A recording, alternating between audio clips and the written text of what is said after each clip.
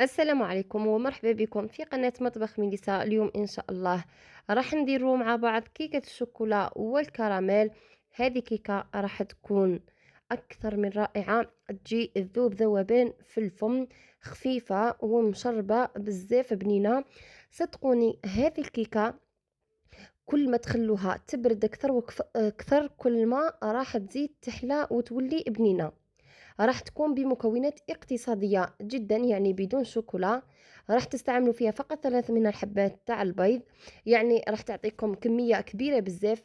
راح توكل لكم عائلة. ننصحكم تشاهدوا هذا الفيديو كامل حتى للأخير.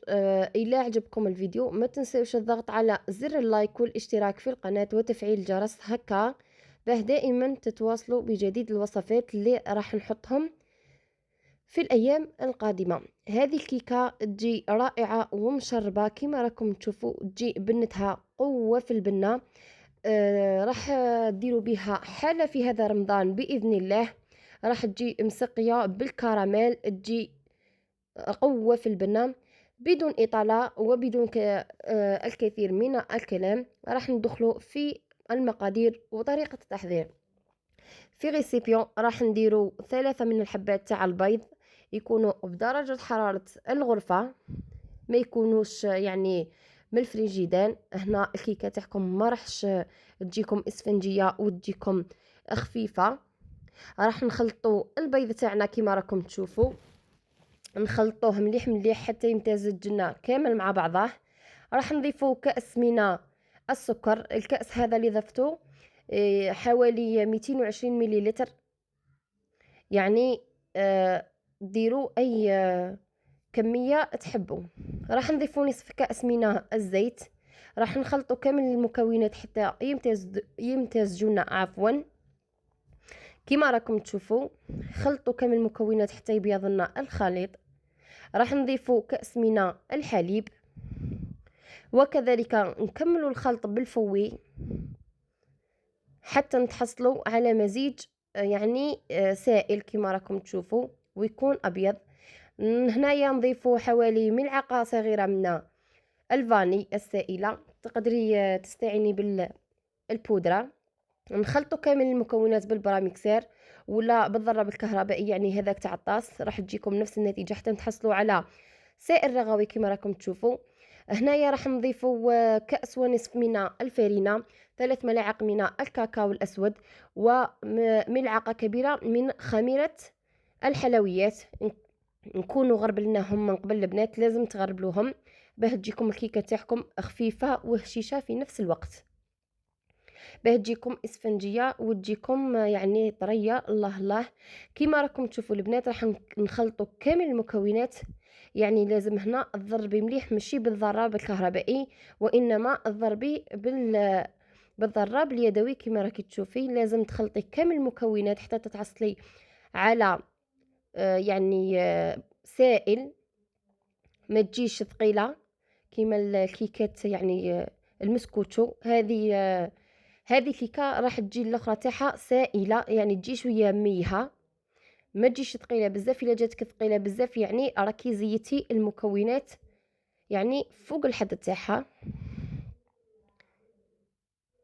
هنا راني نخلط مليح مليح مليح باه كامل المكونات والخماره كيما راكم تشوفوا الحلويات يمتزجوا لنا مليح مليح في الخليط تاعنا.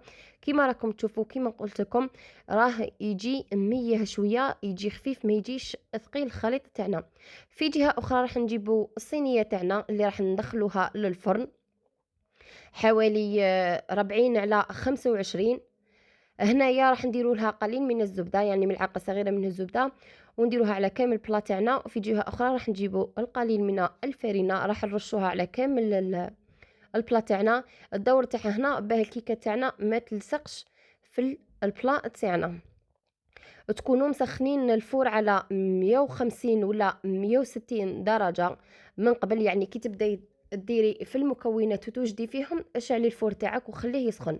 هنا نحطوا الخليط تاعنا في البلا تاعنا ونقعدوا نضربوا فيه بهذه الطريقه كما راكم تشوفوا. الطريقه راها واضحه. راح نخرجوا كامل الهواء اللي راه فيه، يعني ضربيه مليح مليح. في جهه اخرى هنايا بعد ما طيبناها من تحت أنا هنا طيبتها غير من تحت، كي شفتها توشيتها كيما راكم تشوفوا وتلاقيتها ما تتلاصقش في يدي، عرفتها باللي الكيكه تاعي صاي طابت.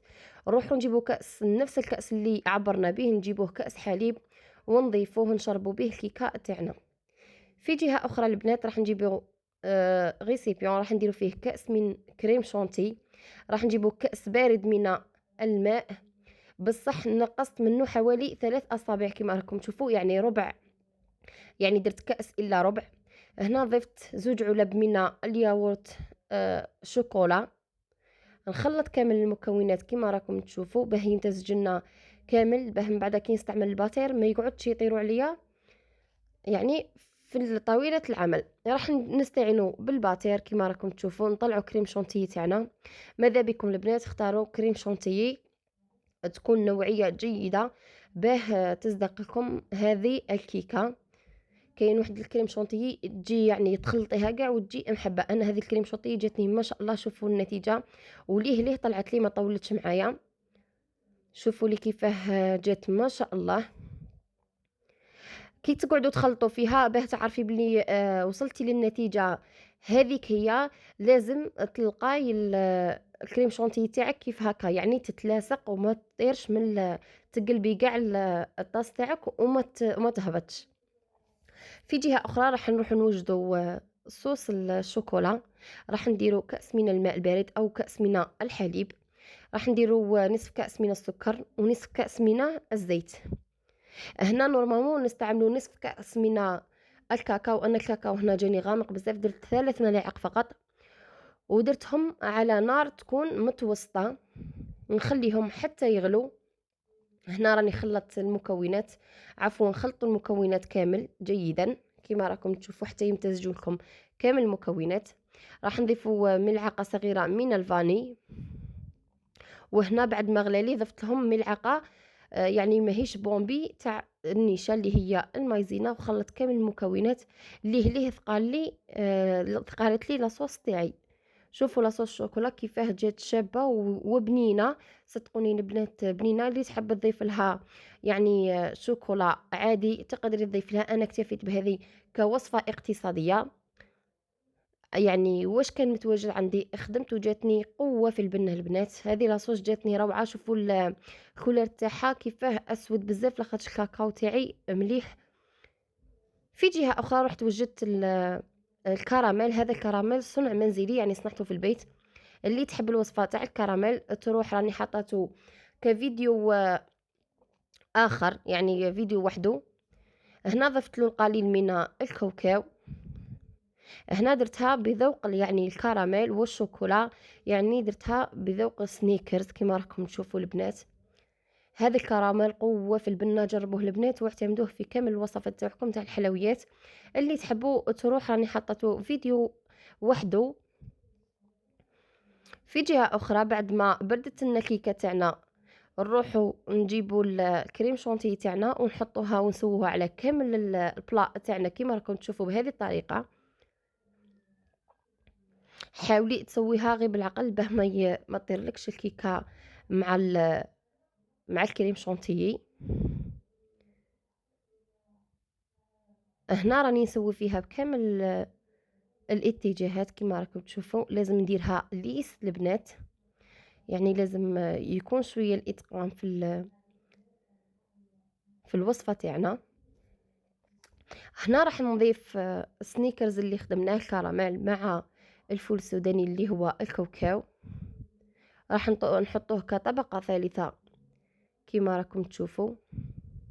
هذا الكاوكاو والكراميل هذه مجرد اضافه، انا حبيت نديرها كاضافه وجاتني قوه في البنه البنات. اذا جربتوها سيوه معها، واللي ما تحبش تكتفي غير بالكريم شونتيي فقط وراح تجيها قوه في البنه باذن الله.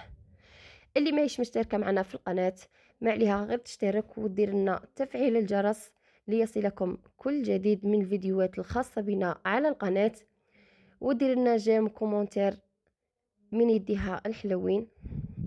هنا رانا نضيفو في لاصوص شوكولا تاعنا. لاصوص شوكولا بعد ما بردت لي ضربتها بالضراب الكهربائي، خليتها باه تجيني شويه ثقيله. شوفوا لي كيفاه جات الصوص تاعنا فيها لمعة ما شاء الله. جربوا هذه الوصفة وادعوا لي. هذه الوصفة يعني وصفة يعني تحلية رمضانية بامتياز، راح تحمر لك وجهك مع ضيافك، راح تجيبي حجم عائلي وكبير كما راكم تشوفوا، يعني سهلة واقتصادية في نفس الوقت، ودير لك كونتيتي كبيرة. انا هنا راني كبرت المربعات كما راكم تشوفوا، انتم تقدروا تصغروهم. هذه الوصفة تاع التحلية والله صدقوني البنات ما شاء الله، انا كي نجيب لكم حاجه ونجربها وتعجبني نحطها، اذا ما عجبتنيش والله صدقوني ما راح نرفد الفيديو ونحطه لكم.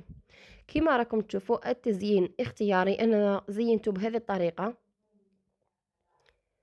طريقه سهله وبسيطه، انتيا زيني بواش تحبي.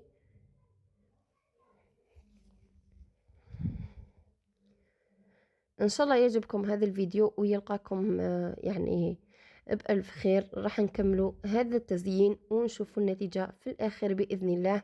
هنا بقى لي القليل من الكاوكاو، ضفته كتزيين اختياري، وانني نقول لكم ونعاود لكم التزيين اختياري، انا هذا واش قدرت نزين. شوفوا لي النتيجة وشوفوا لي هذاك المنظر، روعة روعة صدقوني البنات، جات تشهي غير المنظر تاعها. وفي الفيديو كما راكم تشوفوا راه يهدر على روحه، كما راكم تشوفوا جات قوة في البناء، سهلة واقتصادية وبنينة ومشربة حتى للقلب البنات. جربوها وادعوا لي، وان شاء الله تجربوها في رمضان هذا باذن الله، ان شاء الله يلحينا ربي. واللي عجبتها وصيتها ما عليها غير تحط لي كومونتير باللي جربتها وعجبتها، ودير لنا جيم ودير لنا ابوني وتفعيل الجرس ليصلك كل جديد. والى اللقاء، اشاهدكم في الجنة في امان الله، مع السلامة.